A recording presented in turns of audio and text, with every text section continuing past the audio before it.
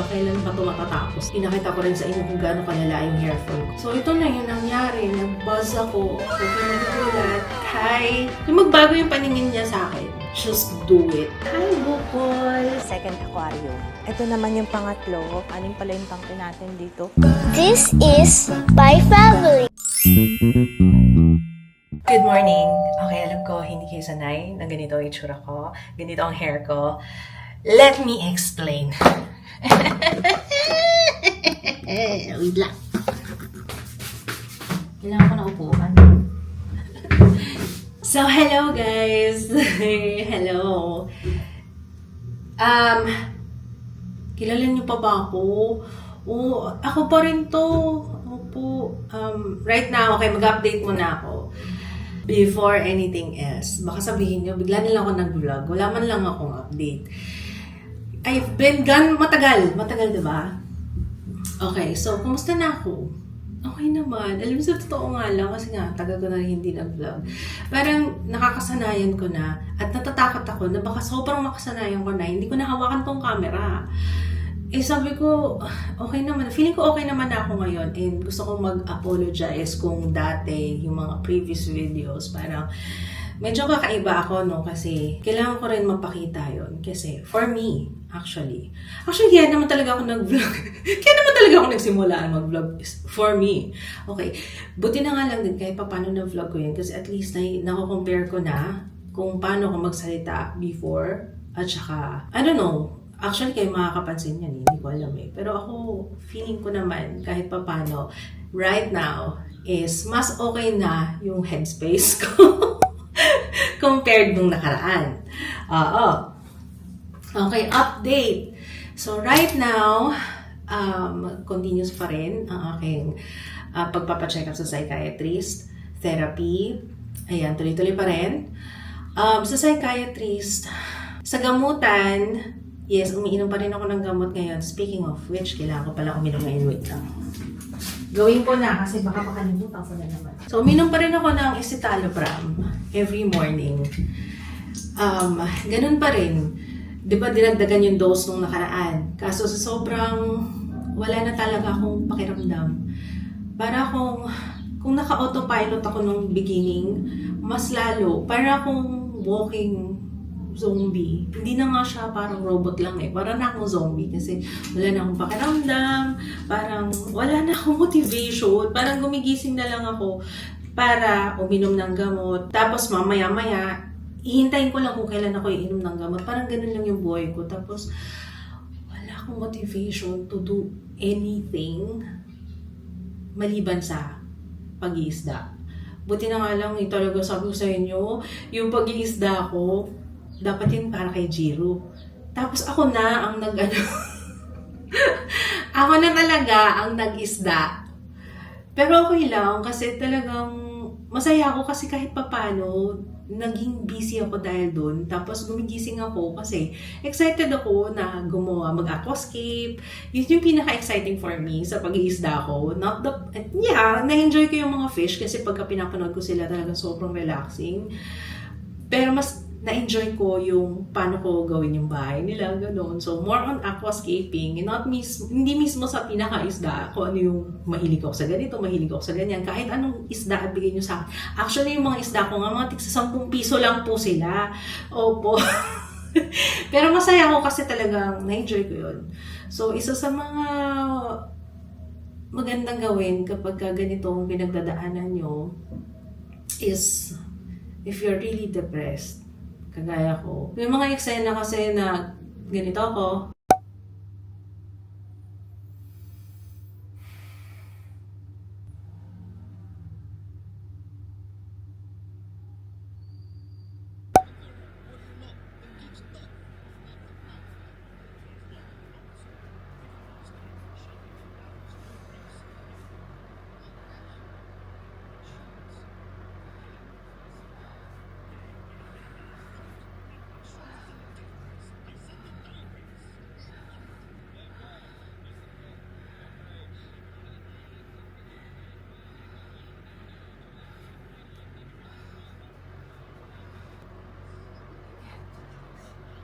Siyempre, ayaw niyo naman panoorin na ganun lang ako lagi, di ba? Kaya kailangan maging okay muna ako bago ako humarap sa camera. Kasi nahihiya ako sa inyo. Ayoko rin naman humarap ng ganun.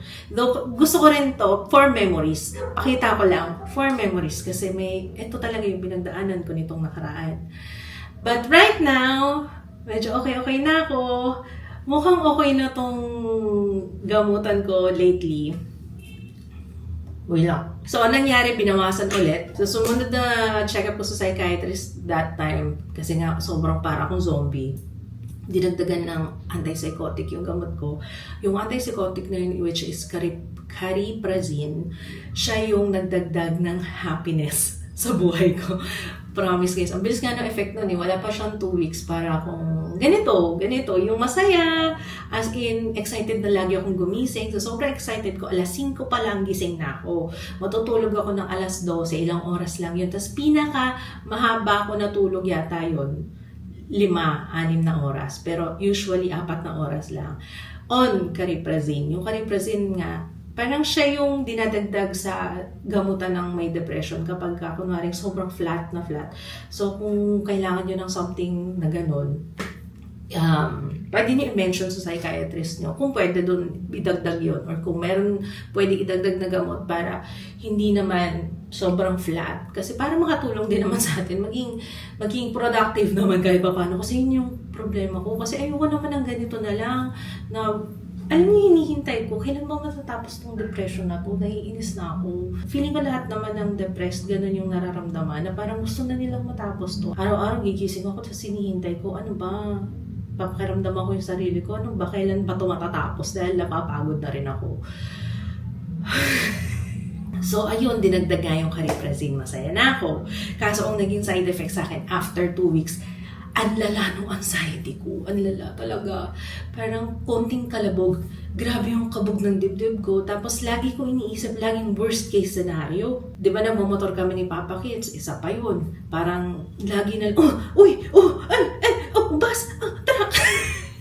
Ganun talaga ako what's wrong with me? So sabi ko, baka dun sa gamot. So yun, sinabi ko sa doktor yun, after 2 weeks, sabi ko gusto ko na pong i-stop to kasi grabe talaga yung kaba ko. Grabe yung kabog ng dibdib ko. Parang ako napaparanoid na, in short. Pero ayun nga, nung sumunod na check-up ko, dahil tinanggal na yung cariprazine sa akin, di balik na naman ako sa zombie mode kasi tinanggal yung gamot na yun kasi stop ko daw. Pagbalik ko sa doktor, sabi sa akin, anong klaseng pagiging paranoid ba? Sabi ko, yung parang feeling ko lagi may mangyayaring masama. As in, laging, nai-imagine ko kagad, for example, magbibigay ako ng eksena, narinig kong sumigaw si Jiro. Lahat na ng eksena na pwede kong maisip, na ano ba nangyari sa anak ko, ganito ba. Talagang, grabe, yung vision sa isip ko. Kaya nung pagbalik ko sa psychiatrist, sabi niya, gawin natin every 3 days yung cariprazine. Kasi ayoko rin naman yung sobrang flat. Kung papipiliin ako, ayoko rin naman yung sobrang paranoid. Kasi para naman akong hindi ko ma-enjoy yung buhay. Maya-maya kinakabahan ako. So ngayon, ang ginawa naman is gawin namin every 3 days. Para nandun pa rin yung saya, nandun pa rin yung motivation ko, pero hindi siya yung magpipick na nakaka-anxiety naman sa akin. So, andun tayo ngayon. Right now, okay siya. Ang problema ko lang is medyo sumasakit yung ulo ko. Yun lang. Pero hindi naman siya yung sakit na ulo na malala, na migraine levels, na nagkaroon din ako niyan, migraine. Yun, feeling ko isa rin yun sa dahilan. Kaya sabi ko lagi masakit yung ulo ko. I have to do something new, and I have to do something for myself. And na-mention ko na rin to kay Papa Kids. Pinakita ko rin sa inyo kung gaano kalala yung hair fall ko. At wala na rin ako halos buhok na naubos na yung buhok ko. Alam niyo, napansin ko yun kasi pag hinahati ko yung buhok ko sa gitna, ang lapad na. Kaya sabi ko talagang malala na tong hair fall ko. Ano bang gagawin ko? I need a reset sa aking hair. So ayun, nagkaroon ako ng Britney moment. So ito na yun nangyari. Nag-buzz ako. Huwag kayo magugulat. Hi! Hi! Okay. So alam kong kahapon lang to nangyari. Ay, di ko alam. Actually, pag tinanong niyo ako ngayon, hindi ko alam kung ano yung nag-push sa akin na gawin to. I mean, yun, as in yung nag-push talaga. Pero, para sa akin, gusto ko na talaga siya subukan. Gusto ko siya subukan. Matagal ko na itong iniisip. Sabi ko, before pa ako magkaroon ng depression, naisip ko na yan.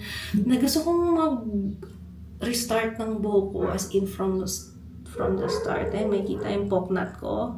Ay, may kwento yung poknat na yan. Wait lang. May kwento yung poknat na yan. Kasi, ayan. Hindi naman siya masyadong halata, no? Yung aking poknat. Pero halata yung lagas ng buhok ko. Tingnan nyo, halos wala na akong hair. So, ayun yung aking update. And sana hindi naman magbago yung paningin nyo. Yun din ang sabi ko kay Papa Kids. Okay lang sa akin. Alam nyo, yung naiisip ko lang. Yung magbago yung paningin niya sa akin. Yun talaga una kong tinanong sa kanya na baka magbago yung paningin mo sa akin. Kasi siya yung nagpo-push. Sabi, sige na, gawin mo na. Ganon. Kasi unang ginawa ko, kinat ko lang. As in, yung tinanggal ko yung kulay ng buhok ko. Okay naman siya, kaso parang kulang. Parang gusto ko talagang mag-reset. And I highly recommend this. Kung naiisip nyo to, tapos wala pang, yung kumbaga hindi ka pa 100% na gusto mo siyang gawin, just do it. At least isang beses sa buhay nyo, i-recommend ko na gawin nyo, i-buzz nyo yung buhok nyo kasi, di ba? For a change. And isa pang reason is, wiwili akong mag-wig ngayon. Ang hirap kasing mag-wig kapag may hair ka, di ba? Yung umbok, ganyan, mas nahahalata. Ito, kahit hindi na ako maglagay ng kahit ano sa aking buhok, diretso na susuotin ko na lang tong wig ko na nabili ko sa TikTok. Ang ganda nyo, binili ko to 600 lang sa live kasi ako bumili. Oo. So, ayun, mas madali kasi kapag ayan, tapos iba-iba rin ako. Tapos everyday, iba-iba yung kulay ng buhok ko. Sometimes blonde, sometimes black, o diba? Mas exciting. Feeling ko mas mamomotivate ako nito kasi iba-iba yung hair ko everyday. Sabi ko at this point, kahit anong ibigay nyo sa akin, ihain nyo sa akin para lang bumalik yung motivation ko. Yes, please. Yun ang update sa akin sa ngayon. First day nga ba? First day ng December ko ginawa kahapon. Tapos, a day after my birthday, dapat mismo sa birthday ko. Kaso, biglang nagkaroon ng sudden changes sa plano. Si Jaya nag-aya magpatato. Kaya, ayan, may bago rin ako. Ayan, ano namin to? Mother-daughter matchy tattoo. Ano pa ba? Eto, yan. Yun lang naman tinagtag ko. Wow lang naman. For my birthday. Breathe. Kaya may ganyan dyan. Isa sa mga madalas na makalimutan ko every time na natitrigger ako, pagka tumataas yung anxiety ko, nakakalimutan kong huminga. Yun ang lagi kong napapansin. Yun din kasi yung tinuturo sa akin ng therapist na kapag meron kang kasi yun nga sabi ko nung nakaraan, di ba, nagsa-self-harm pa ako. Yun nga, kasi hindi naman talaga siya, hindi ko siya meant as i-harm yung sarili ko. Pero sabi niya, yun na rin yun kasi you're harming yourself. Ang nangyayari kasi sa akin, pag pinipigilan ko yung emosyon ko, kinukurot ko yung sarili ko. Parang matigil yung pag-iyak, matigil yung anything na, yung strong emotion. Dito ko kinukurot yung sarili ko. Kaya dito ko pinatato yung breathe. Para ma-remind ako, you have to breathe, girl. Breathe. Inhale, exhale. Kasi malaking tulong yun. Lalo na kapag sobra. I-ground mo yung sarili mo. Andito ka pa, you're safe. Inhale, exhale. Ganyan. So, hopefully, kapag aatakihin kayo ng anxiety, nafe-feel nyo yan, yun, kailangan alalahanin nyo na you have to breathe. First things first. Hinga ang malalim. So, ayun. This magugulat kayo, guys, sa dami ng aquarium namin dito sa bahay kasi yun nga yung pinagkaabalahan ko. Pero, as long as masaya ako at nakahanap ako ng motivation, yun ang importante. I don't rush things. Yun na, ayoko nang madaliin yung sarili ko kung kailan gagaling yung depression kasi I don't think so. Parang kailangan mo na lang humanap ng ways na makakope at kumilos ng normal, yung regular na routine mo with depression. Ayoko na hintayin yung araw na gigising ako, wala na siya. Kasi I doubt na mangyayari siya anytime soon. So, wala, we just have to live with it, diba? So, dapat na naman tayo And si Jude. Favorite niya yung, soda pop. Diyos ko, paulit-ulit yan. Every day. Abisado ko na nga yun. Favorite ni Kuya yan. So, first, aquarium na makikita nyo. Ito po. So, teka, pakita ko sa inyo. Ito, si Bukol. Hi, Bukol. Say hi sa vlog. First time niyang makikita sa vlog. Hi, Bukol. Ano na? Pinakain ka na ba? Hindi ako magpapakain sa'yo. Si Papa Kids. Tsaka maglilinis ito. Opo, kasi kay Kids to eh. Pero ito yung in-aquascape ko, guys. Nakakaya lang pakita. Guys, madumi pa eh. Hindi pa nalinisan ni Papa Kids eh. Ang sarap scrub to. So, ayan. Ako nag-aquascape niyan, pero sinira niya na actually. Nagbubunot din siya ng ng halaman eh. Originally kasi para sa mga sa mga goldfish. Kaso nung naisipan ni Papa na mag-flower horn, sabi ko sige na, dito na lang. Kasi mas okay yung flower horn sa malalaking tank. Yung goldfish, meron naman akong malaking tank doon sa baba. 20 gallons ngayon. Pero pag lumaki sila, kailangan na silang mas malaki. Hello, second aquarium. Actually, magpapakain muna tayo kasi magdilinis din ako ng mga filter nila at maglalagay, re-refill ng tubig kasi paubos na. Hindi ako masyado nag-water change kasi malinis naman tong tank na to eh. Yan ang kagandahan pag may hipon ka, may koridoras ka, tapos mollies. Ang suswerte nitong mga mollies na to, di ba? Ang ganda ng ginawa kong tank para sa kanila. Tingnan nyo, may na nga to eh. Teka, nagre-reflect yata yung bintana eh. Pero tingnan nyo yung photos ko. Diba? Diba? Mahaba na nung Yan yung mga pinagagawa ko, guys.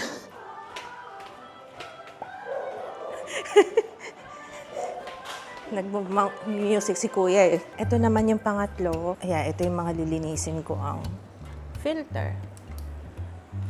At saka yung salamin, ang dumi na pala. Nakangaya. Ba't dala ko to? Ito ko pala. Ayan, konti lang. Kain muna kayo. Mamaya lilinisin ko na yung tank nyo. So, ito na. 5 yung tank. 5 ba? 1, 2, 3, 4, 5, 6. 6 pala. 6 pala yung tank natin dito. Meron akong gustong ma-achieve dito sa tank ng goldfish. Ito gusto ko talaga itong maging algae carpet. Yun nasa baba. Ito. So, hindi ko alam kung ma-achieve natin yun. Kaya ang nililinis ko lang lagi itong harap lang. Shoutout kay I am okay. I'm okay. Sa TikTok siya nagturo sa akin nun. Meron akong glowfish. Tapos ang lalaki niya na. Hindi ko alam kung ilan to. Parang mga 50 tong isda na to. Hindi ko alam kung saan ko lalagay ito kapag lumaki na sila. Nakakaloka. Ang dami. Ang bilis nilang dumami. Nakakaloka. Okay, pakain muna tayo. Pinapakain ko lang muna sila. Mainit. Tatanggapin nyo naman ako kahit na tatanggalin ko yung wig ko, no? Parang hindi ko kaya rin na naka-wig habang naglilinis ng tangke dito. Init. I mean, first time ko naka-wig maglilinis ng tangke. Tinanggal ko na yung wig ko. Ayoko na magmaganda. Ang init kasi. Kasi tanghali na ako pumesto. Dapat kanina umaga. Ayan. Hindi pa ako 100% confident. Alam mo, parang I feel so exposed. Ginusto mo yan, dekaririn mo yan. Pero magka-cap na lang ako, no? At least protected tayo sa araw. Ayan, tapos na ba kayong kumain? Finish na? May food pa kayo eh. Ayun nga yung sinasabi ko, si I'm okay sa TikTok. Hindi ko alam kung nanonood siya, pero hello. Thank you so much sa pagturo sa akin kung paano yung algae carpet. Maglilinis muna tayo ng filter. Dito muna tayo.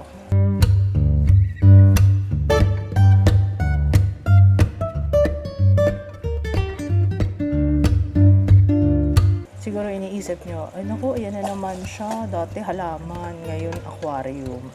Ganun talaga, te. Hanap lang ng hanap ng experience, diba? It's the experience that makes us alive. Diba, no? Hi! Linisin ko lang yung, sump nyo, ah.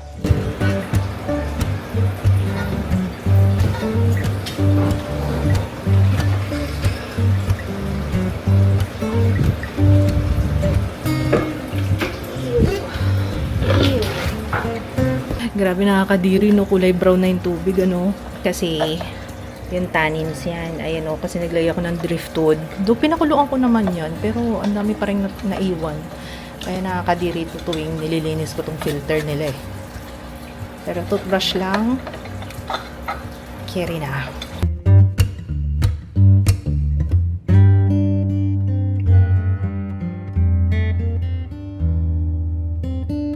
Yan, ang gagaling nyo. Inuubos nyo yung halaman ko. Itong mga goldfish na to. Para sa inyo yung halaman na yan. Walang iya. Inuubos nyo yung dahon, no? Sos. Susunod, wala na kayong halaman dyan, ano? Ha?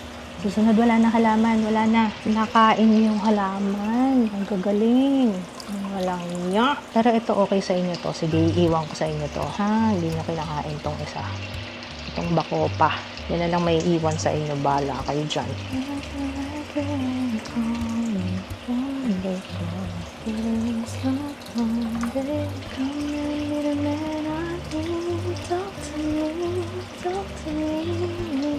Kailangan hindi maistorbo yung lumot.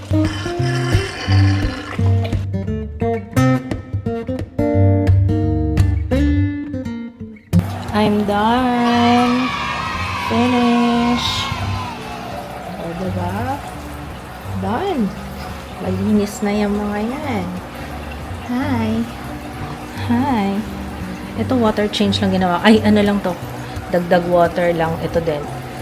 Dagdag water. Ito, nilinis ko lang yung harap. Kasi gusto ko talaga ma-achieve yung palumot carpet dyan. Lumot carpet, ha? Okay, okay. Gutom na naman kayo. Gutom na naman. Hi, Kuya Ju. Kuya Ju. Ju. Ju.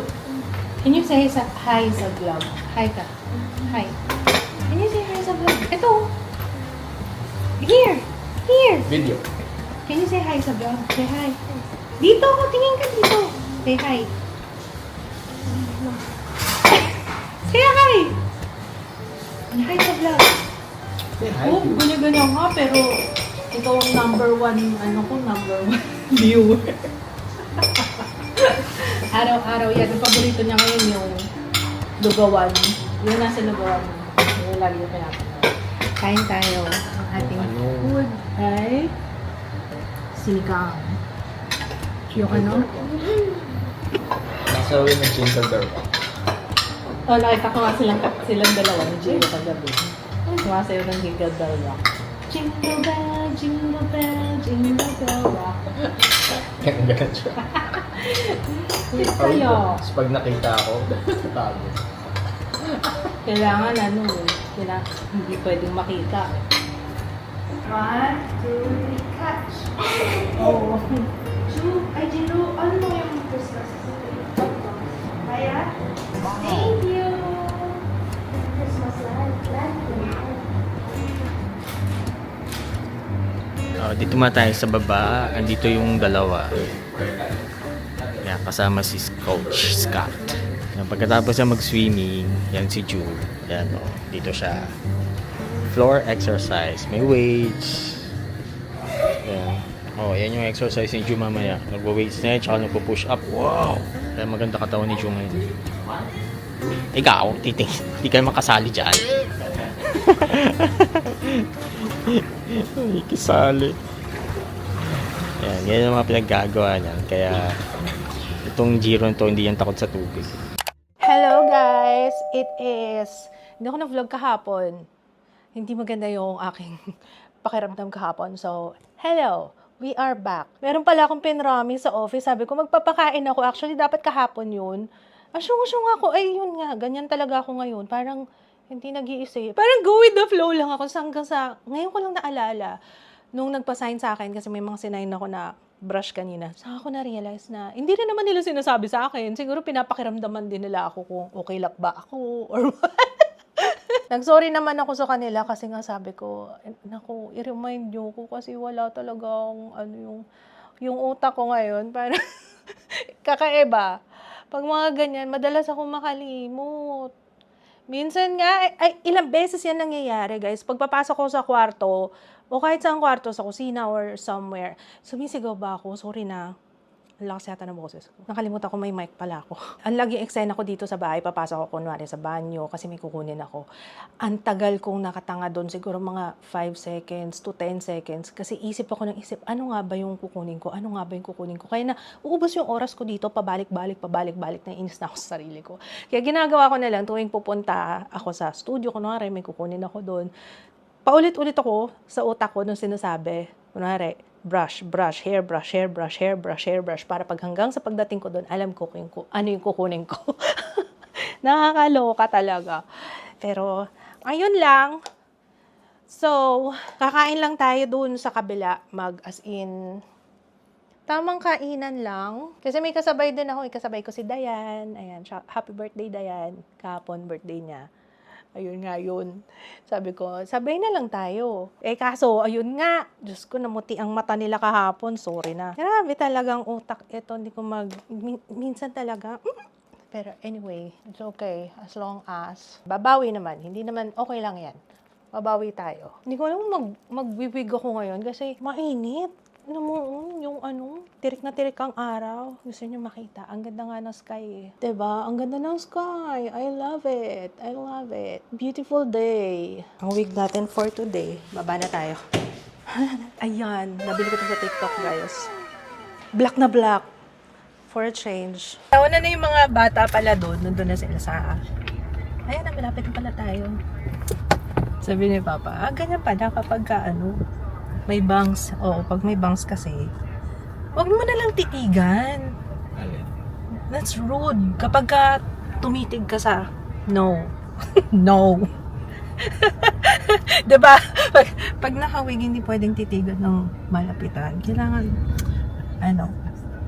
social distancing. May atraso ako. Hindi na ako nakapag-vlog after dumating doon. Sorry na. Diretso kain na kami. Gutom na gutom eh. Nakalimutan ko. Alam niya, yan ang sinasabi ko eh. Pag nakasanayan ko nang hindi ako nag-vlog, ayan na nga. Wait, linis tayo. Okay. Maglilinis muna, Akyas. Nag-film ako kanina, tingnan niyo. Oh. Kalat. Ang galing ko na nga to. Maginit. Pagka nakasanayan mo na ganito, yung presko, ganito ka presko, parang iba.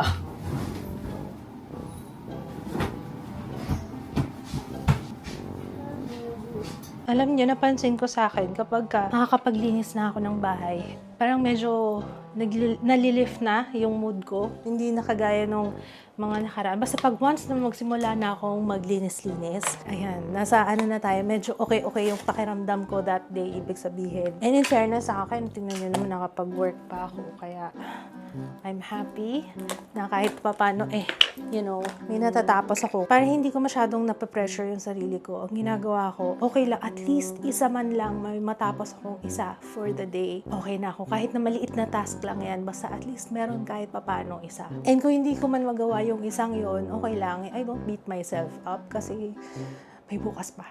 May bukas pa. Naku, kung maririnig nyo ako dati, hindi ako ganito mag-isip. Lagi ako, pag hindi ko natapos yan, parang, ayan ka na naman. Parang ang negative ng dating ko sa sarili ko. Parang ganun. Oh no! What did you do? I'm cleaning. Ano siya? Ay, nako, Jiro. Anong ginawa mo? Labas ko na to. Buti na lang maganda talaga tong ating vacuum. Can I clean up now o hindi pa? Sige, go lang. Okay. Time na mag-skincare routine. Pero hindi na ako mag-skincare routine ngayon. No? Next time na. Kasi kaka-skincare routine lang natin nung nakaraan. Wala na ako ibang ginawa kundi mag-skincare routine sa vlog. No? Ayun, tanggalin na natin ang aking Kimberloo. Mukhang kailangan ko magpa-trim kay Papa kasi may mga nakikita. Alam niyo naman, mabilis sumaba rin yung buhok ko. Yung may yung mayroon na siyang mga hindi pantay-pantay. So, ayun. Nagwiwig ako kasi ang ganda eh. At saka, ewan ko, meron pa rin akong feeling na may phantom pain ba sa hair? Kasi yun talaga seryoso yung nararamdaman ko nung nakaraan pa. Sabi ko kay Papa, ba't parang lalong bumigat yung ulo ko mula nung nagpakalbo ko? Pero nafe-feel ko siya. Nafe-feel ko siya na may bigat. Tapos, wala nung nagpagupit ako ng ganito. Parang madalas sumasakit yung ulo ko. Pero sandali lang nasakit na ulo. Kaya, ang weird no? Hindi ko alam. Siguro na may miss ng ulo ko yung buhok ko. May ganun ba? Kasi feeling ko na may miss lang. So, ayun lang. Sana na-enjoy niyo yung vlog, guys. We will see you next time. I'm not sure kung kailan ulit ako makapag-vlog, but yeah. So, nandito na tayo sa Wig Era. Oh,